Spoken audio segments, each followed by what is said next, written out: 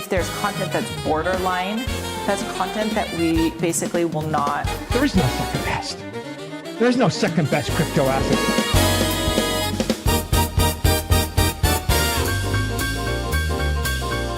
I respect you, and I have a great deal of appreciation to you, JF.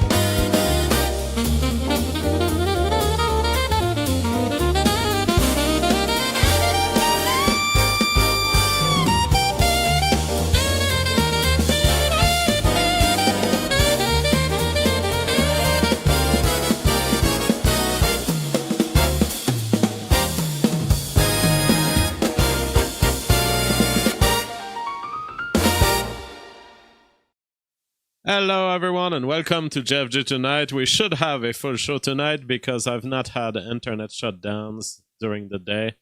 So sorry about this. I hate being unreliable on the internet, but it's totally out of my control. These ISPs in rural areas, there's nothing you can do about it. Lapides says, glad you're enjoying the pickled herring, JF. Per my recommendation. Yeah, I remember that it came from, I didn't remember it was from you especially, but I did remember that someone had told me in the chat, and that is one of the discoveries of my adult life. One thing that I really didn't know about. I had seen these bottles, these little pots, refrigerated, pickled herring. And now it's in my intro. Now I do pickled herring in my intro. So that's all thanks to you. Pookie says, can't fucking believe JF is skinnier than me right now, by the way. Oh yeah, I'm losing weight. That's large. That's not even X-large shirt, and I'm starting to be loose in it. I think I might get to medium. Medium size shirt, hopefully. I don't think I should go any smaller than this. That wouldn't be recommendable. I am so tired tonight. I haven't slept yet since yesterday night because I spoke with Grok all night, and next thing you know, I look at the time and it's 9 a.m. That is how intense I Grok. I must be costing a lot to Elon Musk. That is what I'm curious about. Like, am I draining $1 million of electricity from Elon Musk? Or am I like draining $1,000? But I'm pretty sure he's paying for more electricity than I'm paying for my subscription to Twitter Premium. Because I've been pushing Grok to the limit in terms of math. We've been talking so deep about the Goldbach conjecture, the zeta function, so much learning. It is truly people don't realize yet how much this will revolutionize, because most people, they can't test that degree of depth. Most people they wouldn't know the difference between a general AI that spouts some Wikipedia mishmash and an actually thinking AI that can reflect with you, that can engage with you, where you can say, oh, what about this? And then you can say, oh yeah, you're right. This is a world of difference, and people have not yet measured in their life just how much it will change their life. Max Mercer says 25 cents. I'd be super surprised that that Grok can deliver me that much math knowledge and math thinking so deep. I have no words for it. Grok has been laying out Python scripts on demand for me. Hey, let's check if this, and Grok just spits a program that does it perfectly. You're not gonna convince me that this costs 25 cents of electricity. John Drake says infinite energy will be needed for AI. Yes, absolutely. It will put a demand on energy. Everything that's so weird about Elon. Everything that he does demands more electricity. Is there a conspiracy behind this? What is happening here? Is Elon a front for the electricity, the big electricity companies? Flapides says, from where do some of the chat messages that don't appear in YouTube come from that JF reads about? Well, it's the only live chat that we have. Sometimes I may read a tweet. Sometimes I may read the super chats that are sent through Streamlabs. And sometimes there are super chats that are sent through YouTube. So if I read a message that appears on the screen, that's a Streamlabs. And Streamlabs is my favorite platform for support for the show. The X algorithm, the X recommendation algorithm has been published. So we can now have a look at the transparent algorithm. So that's just the kind of README text explanation of it. Someone demands a for you feed request. The query is processed in terms of metadata, filtered. Then the scoring part happens. The Phoenix scorer, ML prediction. So one of the factors that influence whether a tweet will get shown, Grok-based transformer predicts the probability of a like, the probability of a reply, the probability of a repost, and the probability of a click. So when you see your For You feed, it is processed by Grok, who makes a decision. And it's a probability, it's an estimation based on prior knowledge, but it's not a true measure. It is what Grok thinks will happen. And what Grok thinks will happen is that you have 5% chance of engaging with it, clicking with it, reposting it, replying to it, like. So what you really see on the For You feed basically is an amalgam of different tweets that have scored high on these estimations from Grok. Eventually, weighted scorer. The weighted score is the sum of some weight times the probability of some action. So basically, not all of these actions are treated equal. I haven't looked into the code deep, but that means, let's say, maybe they value like a lot. Maybe they value replies less. Maybe they value clicks more. So each item of action that that Grok thinks you're going to do with that tweet has more or less value. And I don't know what are the weights. I would guess that a like is high value. I would guess that a reply sometimes may be of even higher value, but if it's a blocked reply and you end up in the spam section, perhaps it's actually punishing to reply in negative ways. And then after the score has been weighted, author diversity score. Attenuate repeated author scores to ensure feed diversity. So there is kind of a let's attack the king mentality in the algorithm. If you've been winning too much on Twitter, if you've been memeing on 2 or 3 big tweets during the day or during the week, you are less valued by the algorithm. I think that's fair. Or else you have a winner-takes-all scenario. If anything, I would think that the author diversity must be increased. In fact, it shouldn't just be down-weighted. There should be active advantages for exploratory discovery of new Twitter people that may be like you. So I would go very aggressive on this third prong. Selection. Sort by final score. Select top K candidates. Filtering. Visibility filtering. So filtering for spam, deleted, violence. So removing anything that is objectionable. And then, poof, it ends up ranked. And you end up seeing whatever the algorithm has determined are the top scores. So that's how it works. Lots of filters along the way. First and foremost, the Grok, the fact that the decision relies on Grok. I'm going to ban you, Toby, if you continue making this kind of comment. I don't want any trouble, and I'm giving you a chance by just deleting your message, but like, don't be a fucking idiot. Don't be a fucking retard, please. It's like, how many years do I have to explain this? How many years do I have to live with stupid fucks?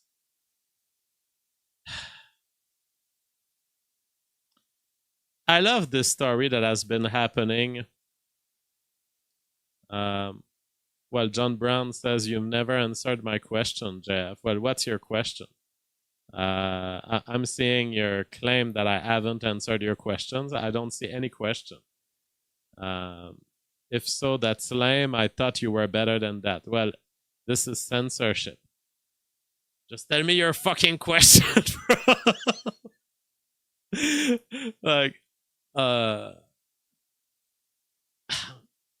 Adrian Bennon says, Jeff, I have not seen your face for years. You look amazing, bro. Oh yeah, well, I'm not done. I'm going to shape my facial structure. I'm still fat. I still have a good 30-40 pounds to lose. Once I get there, I will be building my stature, clavicular. I'm coming for you. I have said it, and I'll say it again. I believe that in 10 years from now, I will be mugging clavicular. I actually believe this. I actually believe that I have good conservation, that my lifestyle as an artist of the internet protects me from the sun, from the dangers of bar life, and I am convinced. I'm convinced that I live a less risky lifestyle, which means that clavicular may be dead in 10 years from now. With all the drugs, with all the going out at bars, I mean, in Florida, there can be guns anywhere. You can be killed. If clavicular ends up in a coffin, there is a point that there is the JF singularity of beauty, where I will be starting to mug clavicular.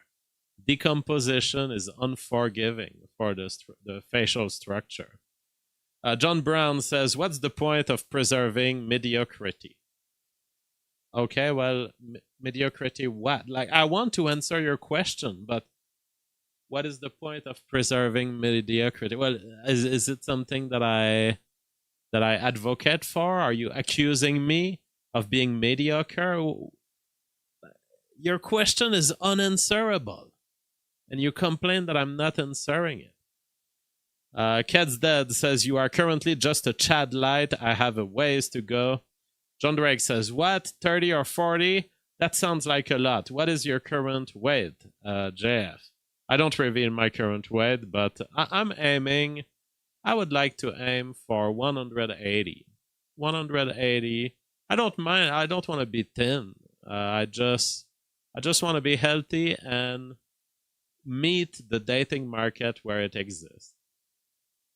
John Brown says, like, your physique is all right, but imagine if you had a black physique like a Francis. You know what? I'm going to ban you. I'm going to fucking ban you because you are just consuming time. A parasite of the internet. You're just using my eyes, using my time to say stupid fucking stuff. And you start with accusations that aren't even true, and then your question is fucking retarded. I'm done. I haven't slept for about 42 hours now. I'm fucking done. Now, the Sneako story with clavicular, I love it. Because this is a microcosm of every guy group that goes to a bar.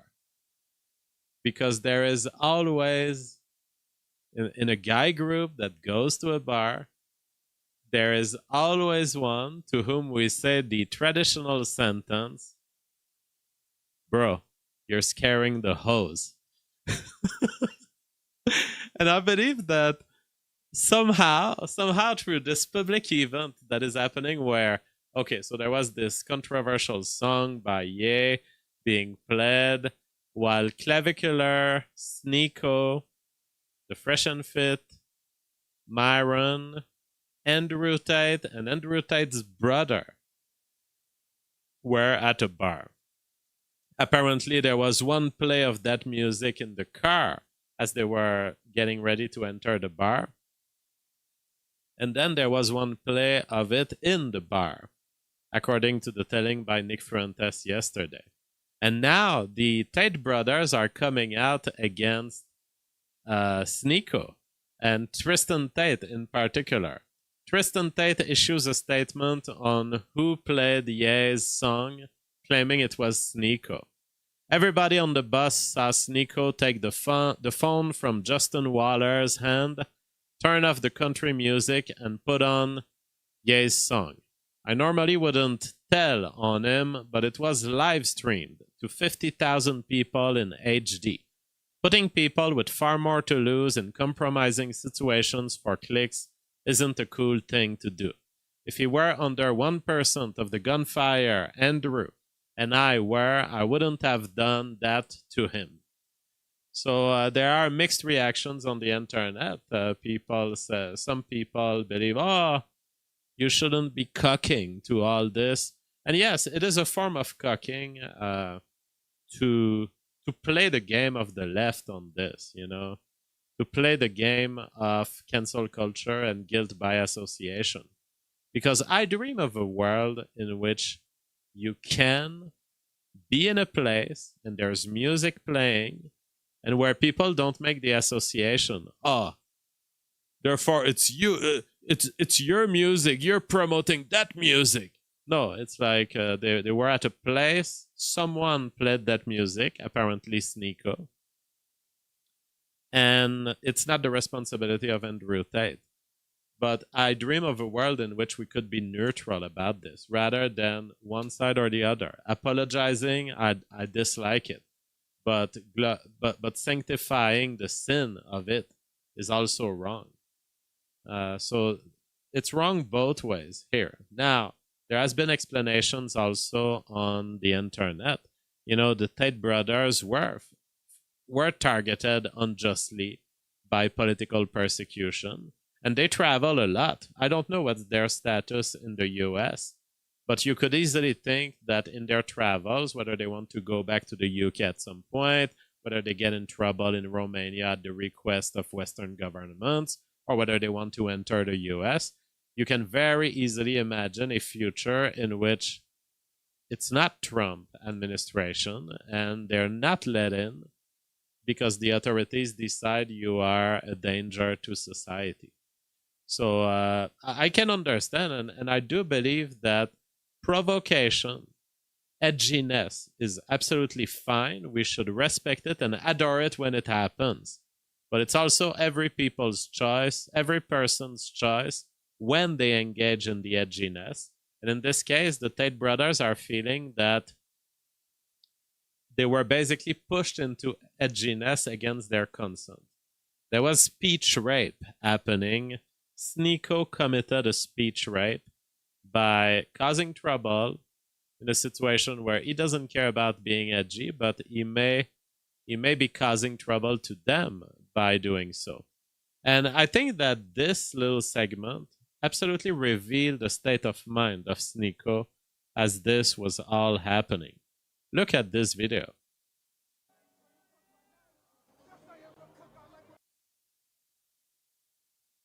So you see how the big eyes, bro, you're scaring the hose. This is the guy that played the controversial song in the car. If we follow the chain of thought, it's probably him that requested that it played inside the bar, I guess, or that pushed the DJ or that fed the DJ. I mean, if he did it in the car, he would redo it. And look at the intensity in his eyes. Is there a Sneako cocaine problem of some sort? Because he's yelling aggressively at the camera in a way that's overconfident. I know that Sneako has spoken against sin from his Muslim perspective many times. But I also know that he's had periods where he was falling into sin and then kind of recovering and saying that he regretted it. Is that possible that we're looking at cocaine brain here or some other drug? Or maybe he was drunk.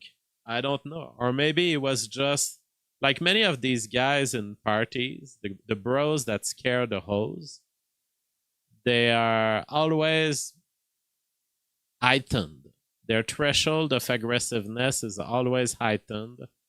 And I believe that probably Andrew Tate, Nick Fuentes were engaging in this whole soiree as a professional endeavor. And so they didn't want trouble. But Sneako probably approached it from an individual perspective. We will have fun. The thing is, when you're a personality, when you're a public personality and you do streaming, there's really no moment in life that is yours. And you're not supposed to be like Sneako. You're always supposed to be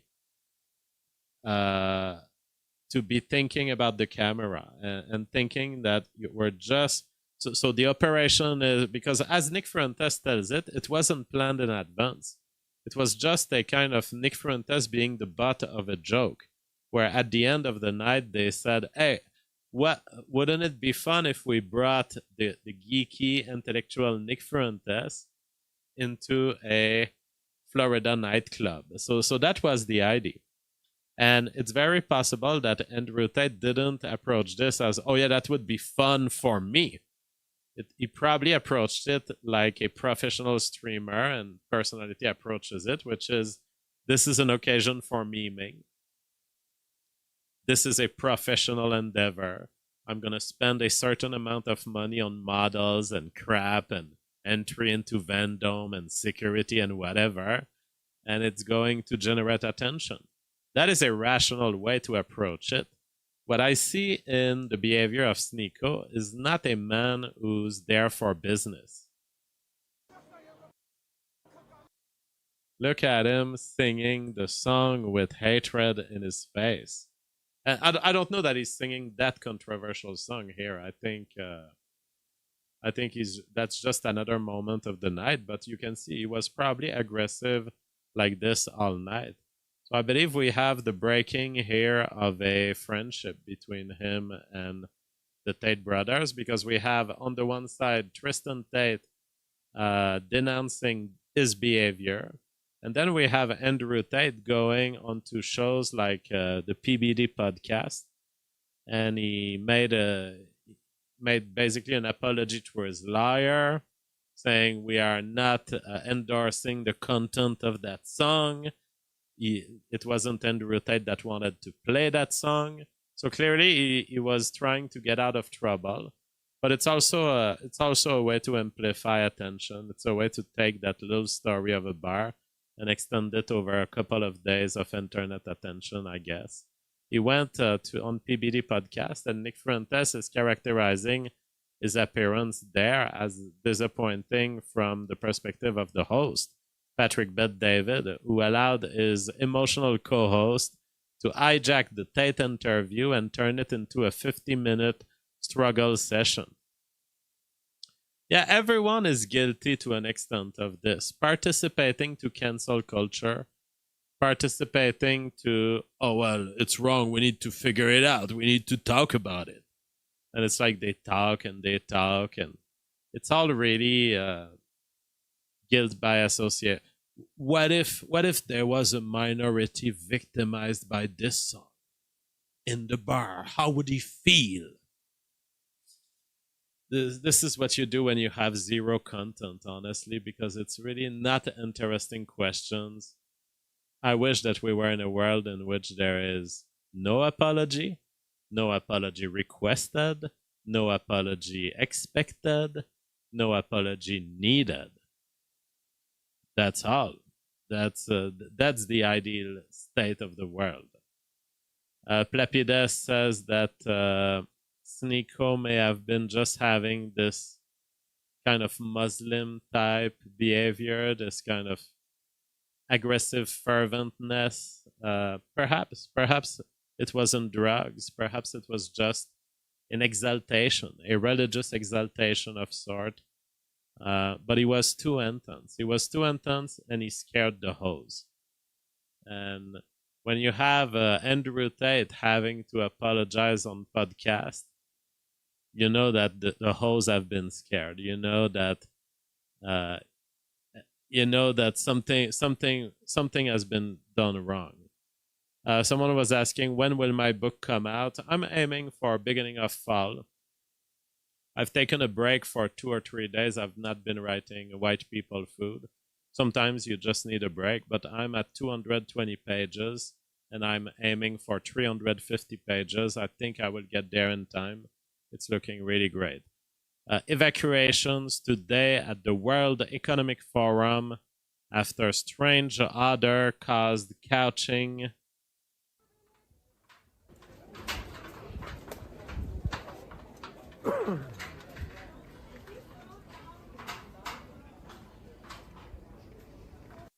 Okay, so maybe an attack or maybe just an accident with a gas pipe or whatever.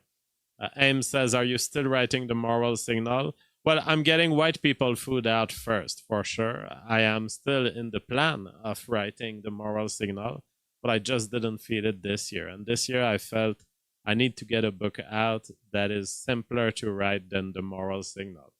And I thought, what is realizable within a year? And I went cookbook. Cookbook is something I can produce. Stentron says, this will be the first physical book I buy in years. Oh yeah, I mean, it's a special thing that has happened to the book industry across the years. Because the mall, ultimately the mall hasn't survived the 2000s. So when the mall doesn't survive, and everything gets digitized, and people don't go to the mall so they don't see the book, it becomes a very different economy. And I've seen this very early in my career, which is why I've decided there is a path for selling books in the new world. But it's not what people think. It's not begging for 7 years to various mainstream editors just so you can get your little spot or your little illusion of a spot in a library. That's done because the margins are fucking low. The margins of the book industry are just theft for authors. You know, there used to be, and this doesn't even exist with Amazon anymore, but there used to be in the classical book industry the rebate of the author. That was just how desperate is the author is to be in brick and mortar libraries. And the author rebate, I swear, it's like if you are selling your book in a brick and mortar store, let's say you had royalty on a book that was set from your editor at $4. The author, to have the privilege of being sold in big libraries in malls, had to accept that $4 would be reduced. And it would be reduced anywhere between 15 and 55%. That was the range. So at 55%, few libraries would take you because they want the money. This $4 that the author could make in principle, they don't want to pay it. They want all that money for themselves. So authors were diminishing and diminishing. They were giving away their book for $3, $2, $1 per book. Now that is what happened. And a lot of desperate authors, because they were all pursuing I need to sell 1 million. I want to be one of the best author. And of course, no one becomes this, except a handful of things like J.K. Rowling and that kind of stuff. But so you had authors really desperate, and they were giving away their books. And Amazon totally changes this. Amazon makes it so that a success author is not 1 million copy. Now, of course, congratulations if you make 1 million copy. But the game on Amazon is completely different. It's you're gonna sell between 50 and 10,000 or 20,000 books or 30,000 books.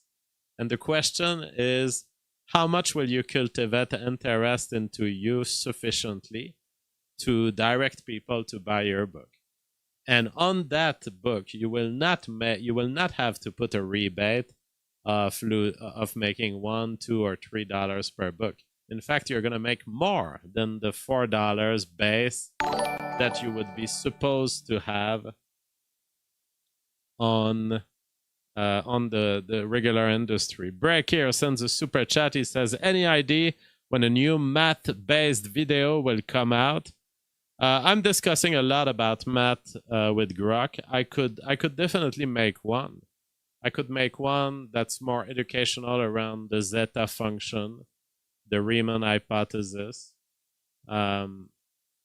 If that is what you demand, I mean, you sent a super chat. I'll take a low news day and I'll do that. I'll take a low news day in the next 2 weeks and I'll just geek out on math with you guys, because those are shows that are not super popular. There's like 90% of my audience doesn't want to hear me talk about math. But maybe I'll pick a Saturday or something like this and I'll give you a show, since you've been sending a couple of super chats asking about this. I'm happy to do it. The question is, what will I reveal? Because I'm currently engaged with Grok on very advanced discussion, but not ready for publication, not ready for I can share it. But once I'll be ready to share it, you're going to have more than a video. You're going to have a PDF and an article. YouTube commenter says, I'm going to give white people food for my sister for Christmas. She is newly red-pilled on the race question. Oh yeah, that will be amazing for her then. Sadie Edwards says, I miss that content too. I remember JF doing Euclid. It was amazing. Oh yeah, I mean, we could go back to great classics also. I mean, Euclid is always good. Euclid never ages. What a crazy guy. With parchment and compass and straight edge, the guy derives everything. Tan, sin, cos. It's like, for you, sin, cos, tan is like a symbol on a calculator. Euclid, for him, sin, cos, tan was just taking a bar, taking a compass and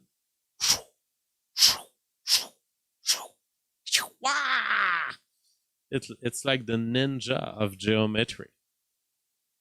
He didn't even name it sin, cos, tan. We named these things sin, cos, tan like 2,000 years later. Unbelievable. And then you look back and you realize, holy shit, that's sin. Euclid was computing the sin using triangles onto circles. Holy shit. I mean, Euclid is just a demonstration that there is a truth out there and that people converge toward trying to search for it, and they reach it through different branches. It's amazing how in Euclidean geometry, the things that are true, the truths that have been attained are physical and lengthwise. And yet, in modern form, we think of them as numbers and we think of them as functions. But Euclid was seeing all of it as lines and circles. I mean, Euclid was able to multiply. Like, if I ask any of you on the regular chat, multiply this length by this length, you have a compass and a straight edge that has no measure on it. Just a straight line and a compass. Multiply this by this. How are you going to do this? Well, you take a compass. You take a compass and you chain them, basically. You chain them. You chain one of them. You chain the second one. You chain the third one. And you can multiply. You can even prove with a straight edge and a compass that there are infinitely many primes. because the lengths of the lines that you can multiply are actually just like the primes, and they form integers just like the primes. Holy shit. Lord Letu II says, JF, have you seen videos, there are hundreds, of mathematician Norman Wilderberg? He is now retired, prof of mathematics at University of New South Wales, Australia. He is a finitist. No, I have never heard of him. Norman Wilderberg. What is this? A finitist. Wilderberg and ultrafinitism. A smug dismissal of the real number system and infinite sets. Ah, yeah. Okay, so it's the radical idea that infinite sets don't exist. They do. They absolutely do. It's not because you can't enumerate something that it doesn't exist. That's a very important thing to understand. You can have a set is a concept, and a set, you can say, okay, the set of all things that are white.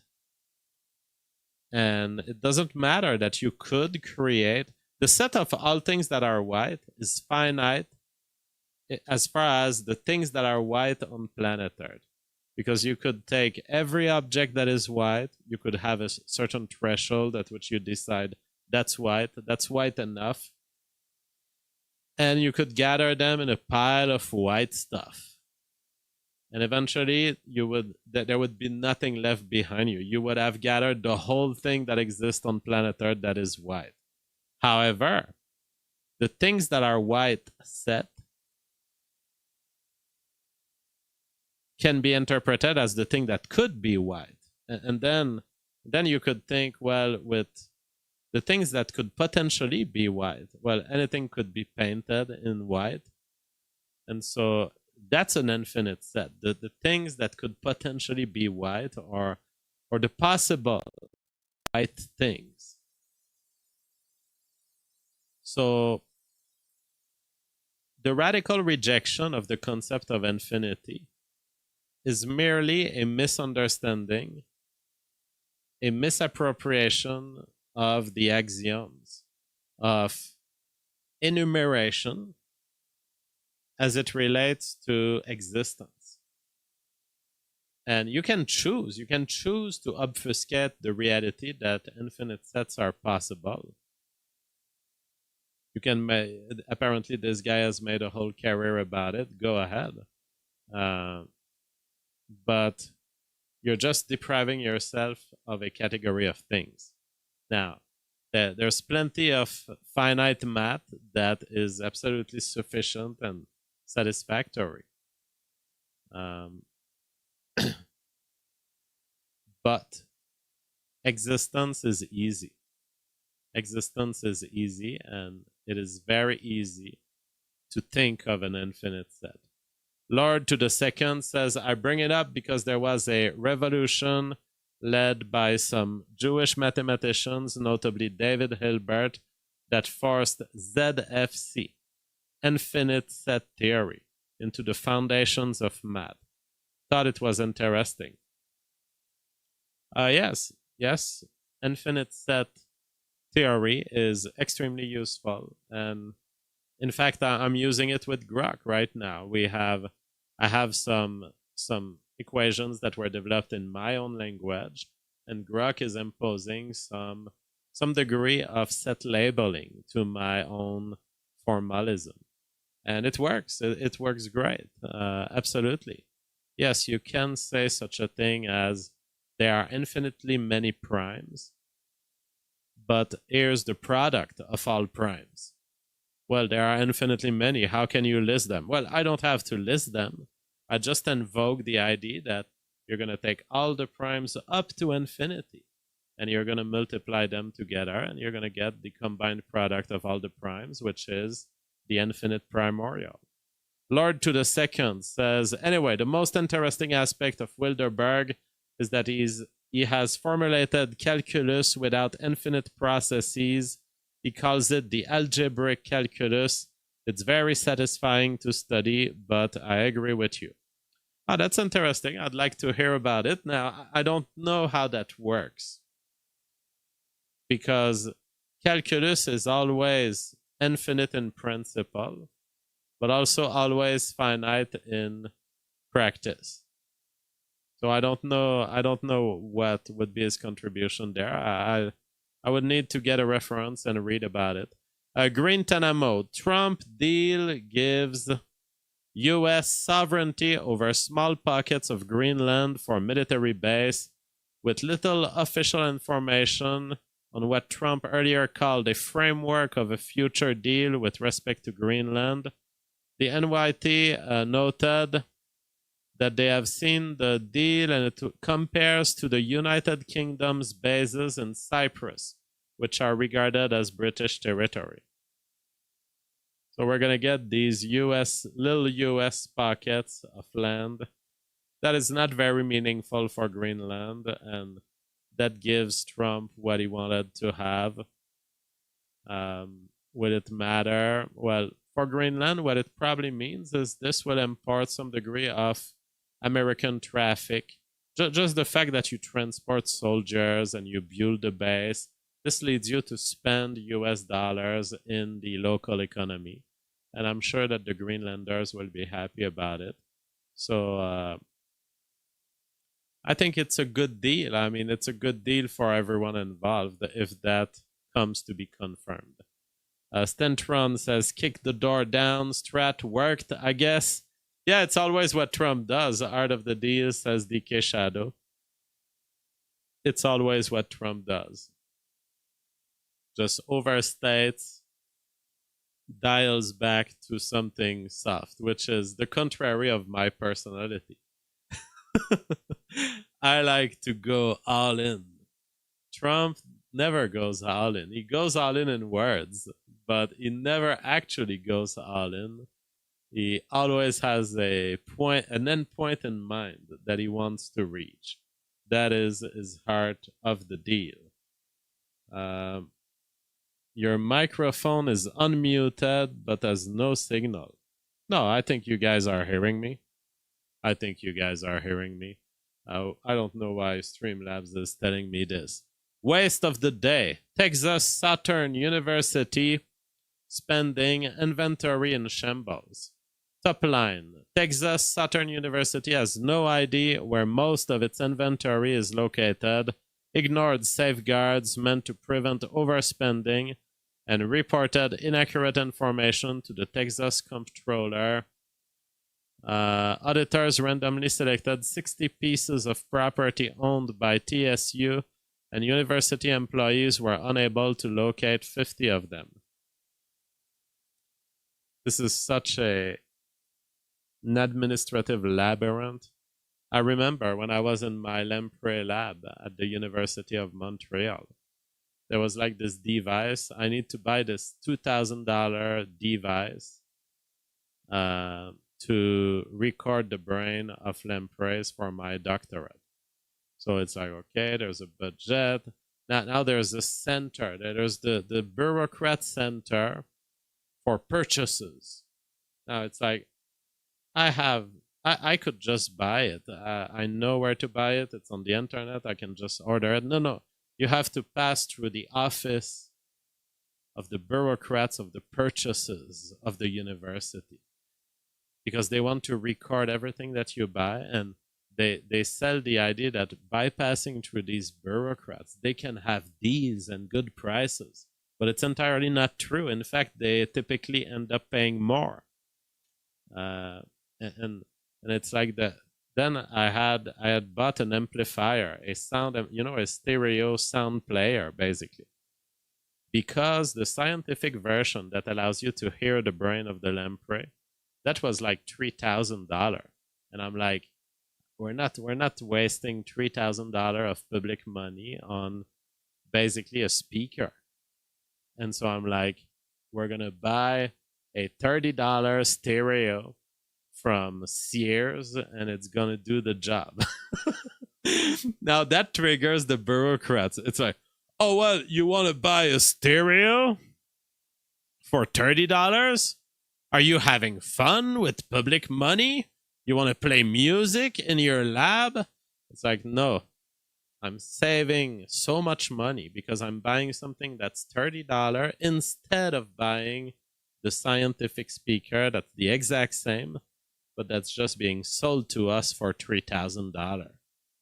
But no, I had to write a whole letter that was committing not to listen to music. And they wanted pictures that the stereo was truly in a place and location where it couldn't be used for a party. That it was truly used for scientific purpose. It's like, you are putting so many obstacles in my way that I'm actually thinking, wow, I should have gone the $3,000 road, buying the scientific speaker. You would have never questioned me. You would have said, oh, well, that's a high quality speaker. They can't possibly be buying this scientific thing, and it's scientific looking speaker for $3,000 for no reason at all. But they suspect you when you get it cheap. This is why it's like entrepreneurship and self-employment is so much more rewarding, because you don't have these obstacles. But the institutions, bro, it's depressive because it ends up weighing on your mind, this kind of crap. Because you see a whole system that ultimately just wants to pay $3,000. It just wants to pay $3,000. They have all of their soldiers in line to stop you from doing anything else than paying $3,000 for something that's worth $30. Ty Rogerson says, hate that crap. Like how when I worked from home, I couldn't show up early to catch up on things for free because if I trip on an electrical cord, I could sue them. Oh, yeah. They annoy me so much when they start to, oh, no, but the insurance. What about the insurance? No, we can't let you do that. The insurance. But in a way, I understand the fear. They live under corporate fear. Because these companies, you know, they try to make 30 cents profits on the Chiz Whiz. Can you imagine how many Chiz Whiz pots you have to sell before the 30 cents accumulate to even paying yourself one employee? And that employee sues you for $1 million. And it's like, now I have to sell 3 million pots of Cheese Whiz just to compensate for that one employee who sued me in court, and one judge that decided that, yes, I'm owing him $1 million. That's a lot of Cheese Whiz. And at some point, they become paranoid. They want to control everything. They want to minimize all the risks. But I understand them, but it makes life terrible. That's why self-employment is more fit to me. Ty Rogerson says, so then I broke the rules and secretly caught up on work without them knowing. Oh yeah, that happens so often, where the employees are so dedicated to their environment that their boss tells them, no, I want you to leave at 6:50. I want you to prepare leaving so that I don't pay one more minute after 7.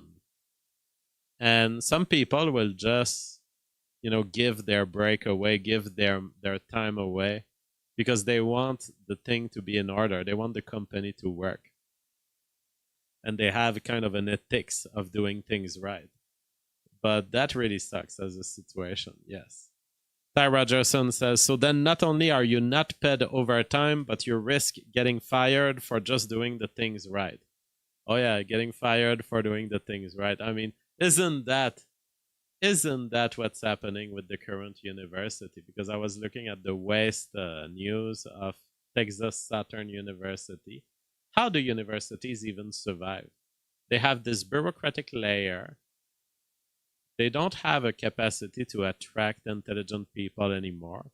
And anyways, they don't care all that much. They veered totally toward basically DEI, choosing people for basically any criteria but academic merit. How will a university look like in 30 years from now? How does a university look like today? I mean, I was annoyed in 2015 at universities. I was annoyed in 2010 at universities. I wonder if I would even make it one day in the university today. Because ultimately they punish people for what? For doing the right thing, which is the search for truth. The university has decided that there were certain truths that are barred, and that even if you reach them in a genuine attempt at understanding the world, they are barred from the university. Therefore, they are selecting deceptive people. They are selecting either self-deception, fraud, or liars who just lie about their beliefs, who can just spout whatever the Marxist department director wants to hear. Ty Rogerson says not to go on about it, but then when you find workarounds to succeed, anyway, they introduce a worse system and change policies, so your income drops by half long term regardless. Oh yeah, I've seen this, the development of policies, because I guess you and I, Ty Rogerson, are probably similar. We're two rule breakers.